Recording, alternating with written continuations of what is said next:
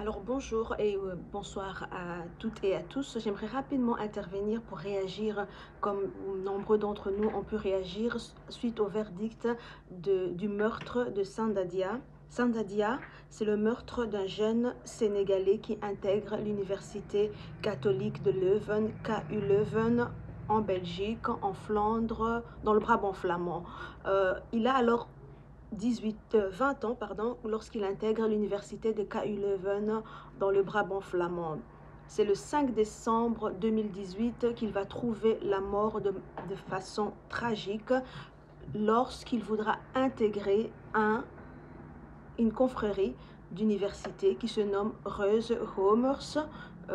Nombreux d'entre vous, vous connaissez déjà cette confrérie si vous êtes de la Belgique et plus particulièrement de la Flandre et du Brabant flamand.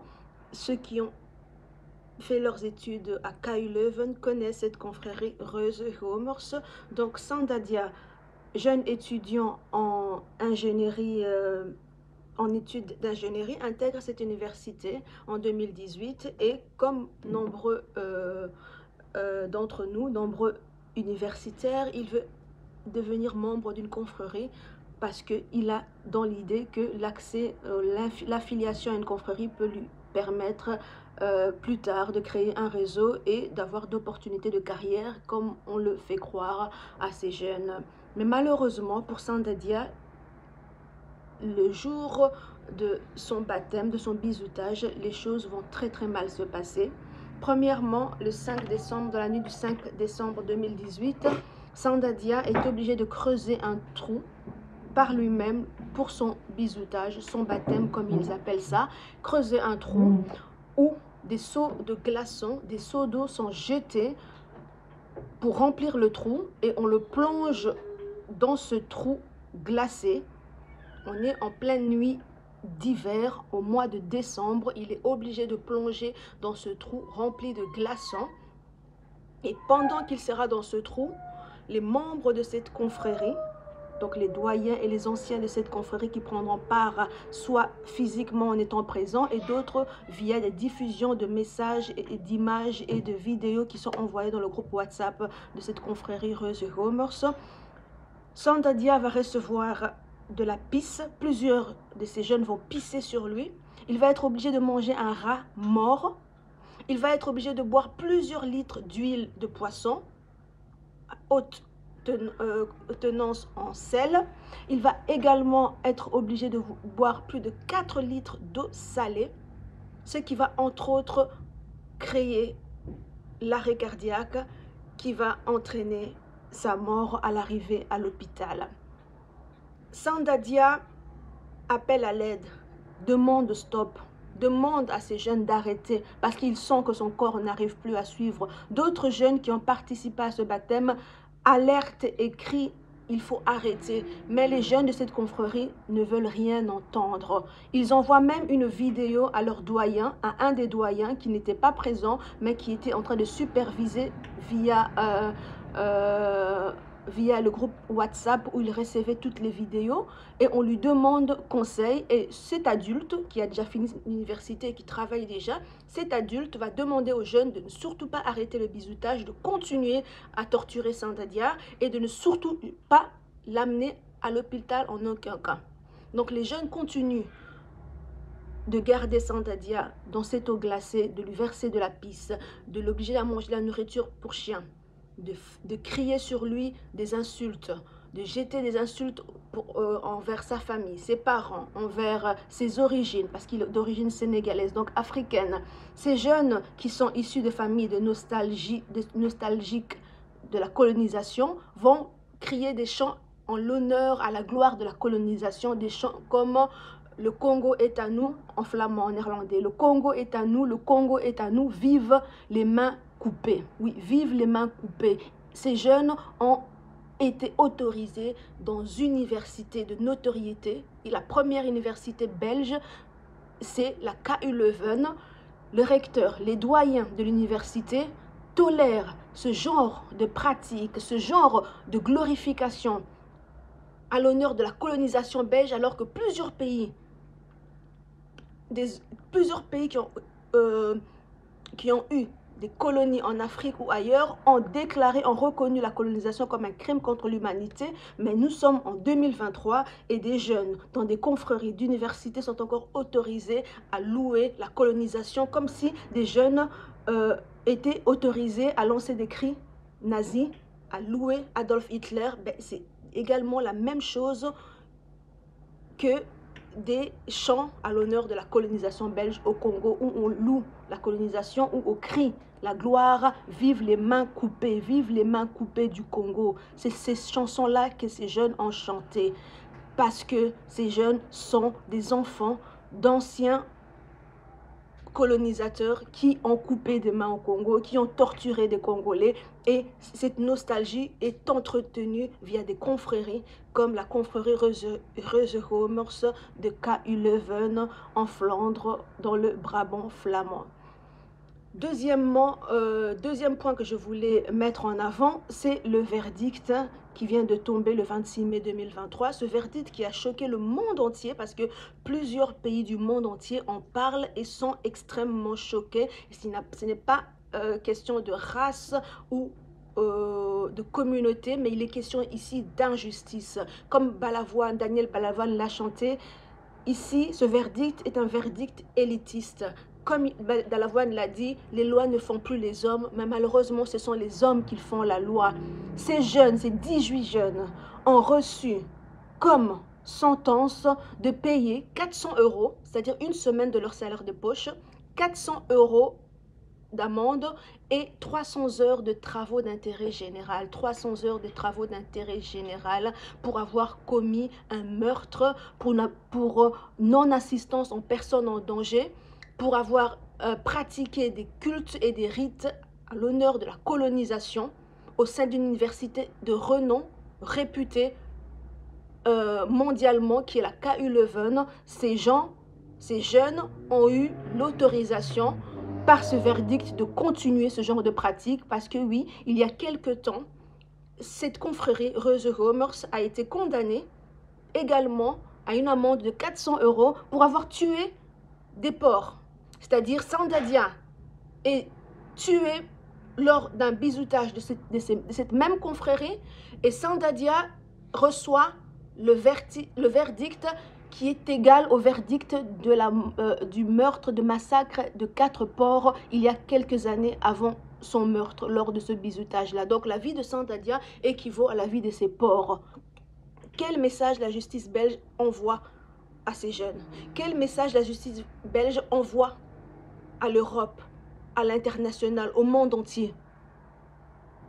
Que la vie de ces jeunes délinquants qui sont des récidivistes vaut plus que la vie d'un jeune, malheureusement, on doit le constater, africain, qui a été torturé, qui a reçu des sévices et pour juger sa mort, pour rendre un verdict, pour lui rendre justice, on privilégie ces jeunes. Parce qu'il faut le savoir, ces jeunes sont tous des fils à papa, des fils de la nouvelle bourgeoisie flamande, des fils de docteurs, de dentistes, d'entrepreneurs, de grands restaurateurs, des fils de magistrats, d'avocats. L'un de ces meurtriers de Sandadia, son père a le plus grand cabinet d'avocats de Belgique.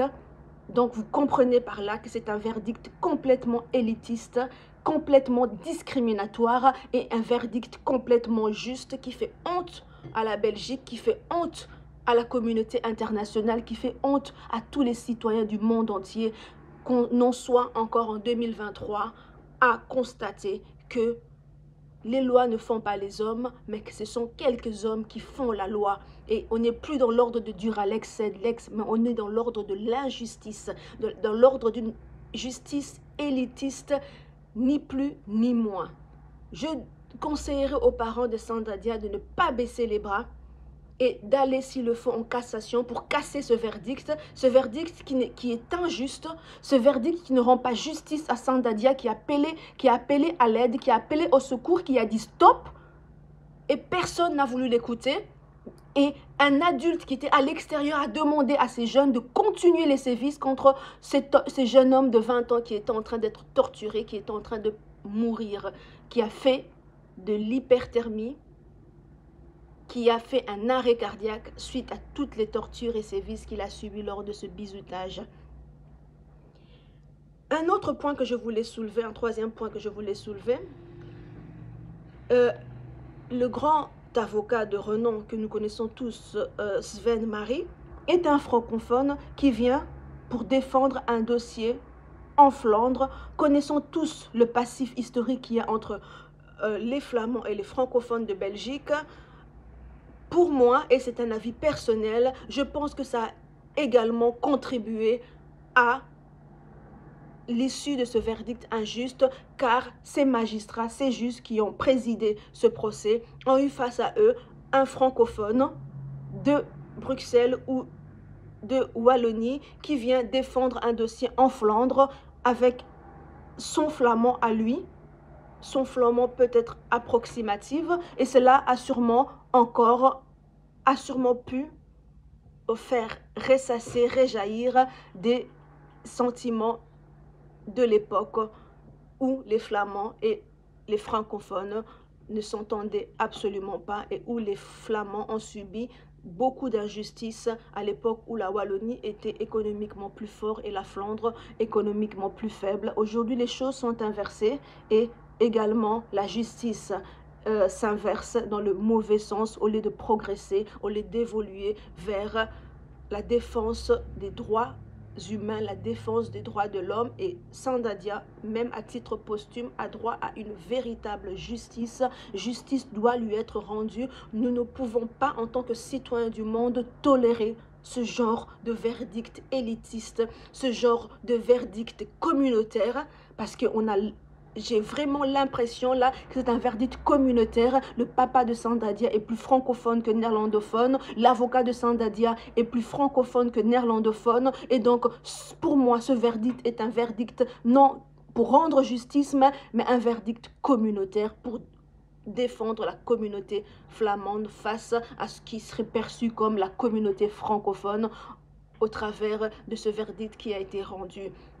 Nous devons nous lever. Nous devons protester, nous devons dénoncer ce verdict injuste. Nous devons le faire pour Sandadia et pour tous les enfants, pour tous les jeunes qui pourraient être victimes la prochaine fois. Ça peut être ton frère, ton fils, ça peut être ton neveu, ton cousin, n'importe qui passerait par ce genre de preuves, de bizoutage, pourrait trouver la mort. Et c'est intolérable que des universités de renom où toutes les universités de Belgique, peu importe que ce soit de renom ou pas, puissent laisser des jeunes pratiquer ce genre de sévices sur d'autres jeunes sans contrôle, sans supervision. Le jeune qui a élaboré les étapes de la torture de Sandadia a pu échapper à la justice car ses parents l'ont envoyé en Espagne juste à l'annonce de la mort de Sandadia. Ces jeunes qui ont torturé et causé la mort de Sandadia avaient conscience qu'ils faisaient quelque chose qui était mal, qui était dangereux, puisque directement quand ils ont déposé le corps de Sandadia à la police, à l'hôpital, ils sont allés rapidement effacer les preuves de leur crime en nettoyant le côte de Sandadia pour effacer les traces de leur crime. Ces jeunes ont emporté le corps sans vie de Sandadia dans le coffre de leur voiture comme on emmène une bête qu'on vient d'assommer, qu'on vient de massacrer. Ils l'ont jeté à l'hôpital et ils ont pris fuite pour aller rapidement nettoyer les traces de leur crime, effacer toutes les preuves. Ces jeunes ont été aidés par tout le système. Et je dis bien tout le système.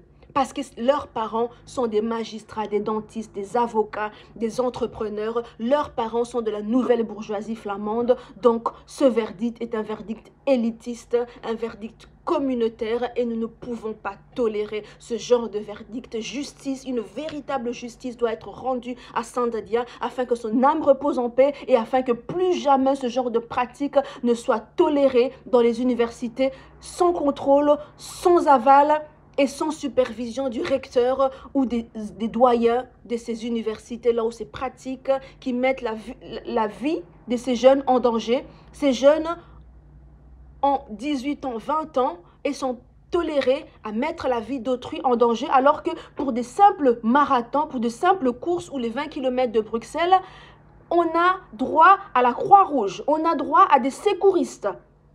Pour des simples courses, des simples marathons, on a droit à la Croix-Rouge, à des secouristes, à des infirmiers qui assistent au cas où quelque chose se passerait mal. Et là, on a affaire à des gens qui font des pratiques dangereuses, qui appliquent des pratiques dangereuses, qui imposent des sévices dangereux à leurs camarades.